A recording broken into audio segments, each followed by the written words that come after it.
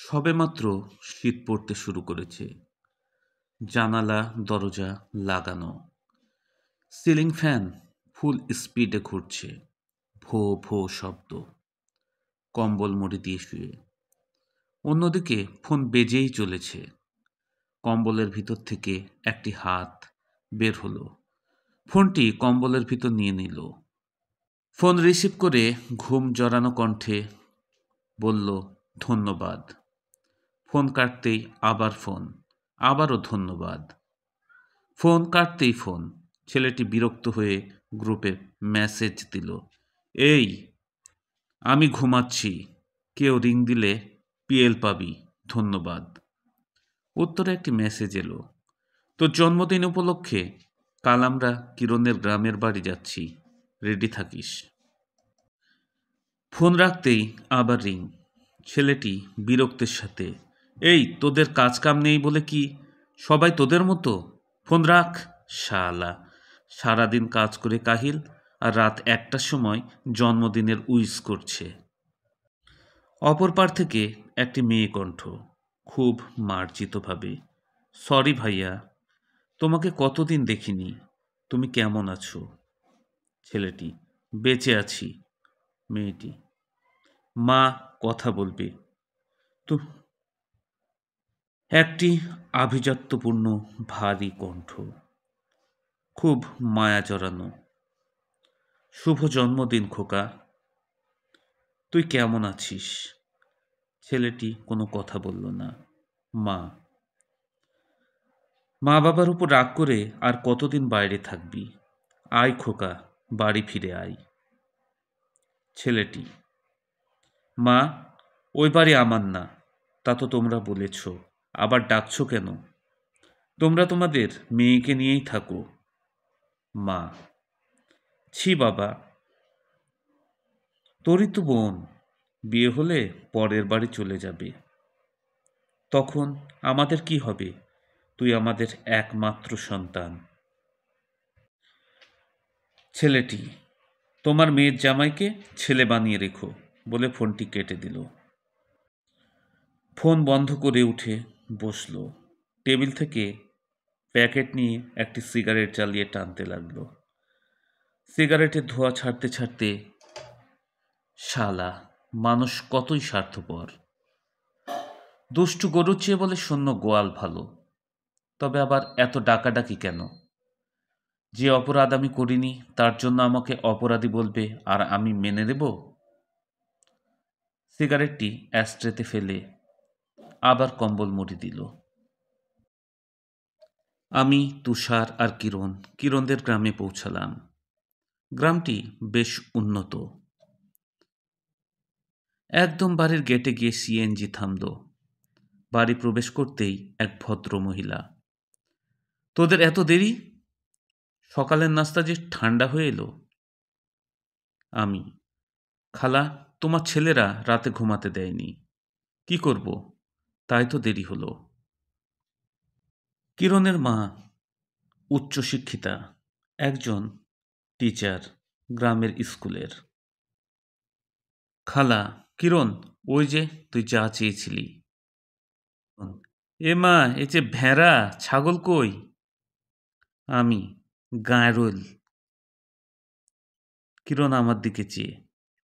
কিরণের মা, ঠিকই গাঁরোল। কিরণ, মা তুমিও? কিরণের মা হাসতে হাসতে, আরে তোকে না, ওটা ভেড়া না, ওটা গাঁরোল। পাশের খামার থেকে তোর বাবা বেছে বেছে কিনে এনেছে, এর গোস্ত অনেক বেশি হয়। কিরণ, ও, এবার বুঝেছি, তাই তো বলি ভেড়ার লেজ তো এত লম্বা হয় না। আমরা কিরণের দিকে চেয়ে, এত বড় গ্যারোল কি হবে? কিরণ, আমরা পিকনিক করব। তুষার, হুররে। আমি, 3 জনে পিকনিক? কিরণ মুচকি হেসে বলল, আরও আসছে। আমরা বেশ কিছু বাইকের শব্দ পেলাম।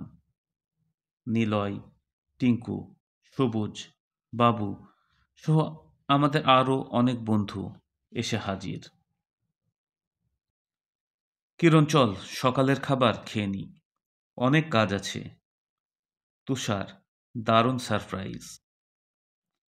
আমাদের খাবার শেষ হতেই এক লোক এক খাঁচা মুরগি আর বেশ কিছু ডিম ভ্যানে করে নিয়ে হাজির। কিরণ বলল, চাচা কিছু মুখে দিয়ে যান। ভ্যান চালক, তোমার বাবা হাটে আচ্ছা করে গোস্ত রুটি খাইয়ে পাঠিয়েছে, তোমরা এগুলো সামাল দাও, আমি রান্নার বাকি সামান নিয়ে আসছি।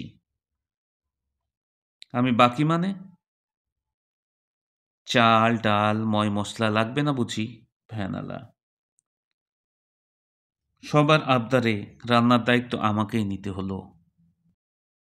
ভেড়া জবেহ করে বিরিয়ানি রান্না করলাম, মুরগির রোস্ট, ডিমের ভুনা। খালা এসে, কি বাবা তোমার রান্না কদ্দূর, শেষ হলো? শেষ হলে বলো। আমি, জি খালা শেষ। খালা বললেন, খাবার দুই ভাগ করো, অর্ধেক এই প্যাকেটগুলোতে পুড়ে ফেলো, জলদি প্যাকেট করো, সবার খাবার সময় যে হয়ে এলো, আমি রেডি হয়ে আসছি। আমি কিছুই বুঝলাম না, অবাক হয়ে কিরণের দিকে চাইলাম। কিরণ, কি দেখছিস, জলদি কর, মা তোর জন্মদিন উপলক্ষে তার স্কুলের গরিব ছাত্রদের খাবার বিতরণ করবে। সবাই স্কুল মাঠে চলে এসেছে। আমি, কতজন? কিরণ, বেশি না, 20-25 জন হবে, মা বাবা তাদের পড়াশোনার খরচ চালায়, চল জলদি চল। সবাই খাবারের প্যাকেট পেয়ে এত খুশি যে তাদের দেখে আমার চোখে জল এসে গেল। কিরণ, তুই কাঁদতে পারিস? তুষার, আরে তাই তো। আমি, প্রতিদিন এমন করে খাওয়াতে পারলে কতই ভালো হতো, অন্তরটা ভরে গেল। সেই দিন কিরণের মা বাবা আমাদের থেকে যেতে বলল, কিন্তু কাল বৃহস্পতিবার, নতুন একটা ব্যবসা শুরু করেছি, তাই থাকতে পারলাম না। খালা খুব খুশি। বাবা, আজ কিরণের জন্মদিন, তোমরা আসায় আমরা খুব খুশি, সামনের বছর আরো বড় কিছু করব ভাবছি। তুষার আমার মুখের দিকে চাইল। তুষার, আমার ভুল হয়ে গেছে দোস্ত। কিরণ, মা, তোমার বড় ভুল হচ্ছে। আমি,